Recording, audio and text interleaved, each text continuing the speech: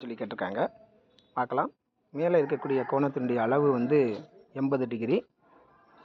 அப்போ கீழே இருக்கக்கூடிய 2 கோணங்களின் அளவு, அதாவது இந்த கோணத்தினுடைய அளவும் இந்த கோணத்தின் அளவும் எவ்வளோ இருக்கும்னா, ரெண்டையும் கூட்டினா மொத்த கோணங்களின் அளவு முக்கோணத்தினுடைய மொத்த கோணங்களில் 180 டிகிரி. அப்போ இந்த 2 கோணங்களுடைய அளவு எவ்வளோ இருக்கும் அப்படின்னா 100 டிகிரியாக இருக்கும்.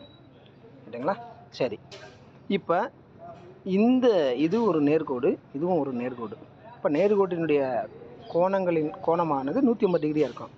அப்போ இந்த கோணம் ஒரு 180 டிகிரி, இந்த கோணம் ஒரு 180 டிகிரி. இப்போ 360. 360ல் 100 கழிச்சிட்டோம் அப்படின்னா மீதி எக்ஸ் ப்ளஸ் ஒய் என்பது 260 டிகிரியாக இருக்கும்.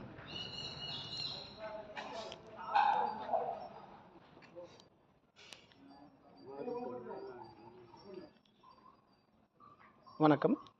இந்த ஜாமெண்ட்ரியில் எக்ஸ் ப்ளஸ் ஒய் எத்தனை டிகிரி அப்படிங்கிறத வந்து பார்க்க போகிறோம். மேலே இருக்கக்கூடிய இந்த ஒரு முக்கோணத்தினுடைய கோண அளவு என்பது 80 டிகிரி. அப்போ இந்த கோணமும் இந்த கோணமும் எவ்வளோ இருக்கும் அப்படின்னா ரெண்டும் சேர்ந்து 100 டிகிரியாக இருக்கும். சரிங்களா? So 100 degree. அடுத்தது இந்த கோடை எடுத்துக்கிட்டோம்னா இது ஒரு நேர்கோடு, இது ஒரு நேர்கோடு. சரிங்களா? இப்போ நேர்கோடுனா மொத்த கோணம் 180 டிகிரி. இப்போ இது ஒரு 180 டிகிரி, அதாவது இது ஒரு 180 டிகிரி, இது ஒரு 180 டிகிரி. அப்போ 360 மைனஸ் 100. அப்போது எக்ஸ் ப்ளஸ் ஒய் எத்தனை டிகிரியாக இருக்கும் அப்படின்னா 260 டிகிரியாக இருக்கும். அவ்வளோதாங்க, ரொம்ப சிம்பிள்.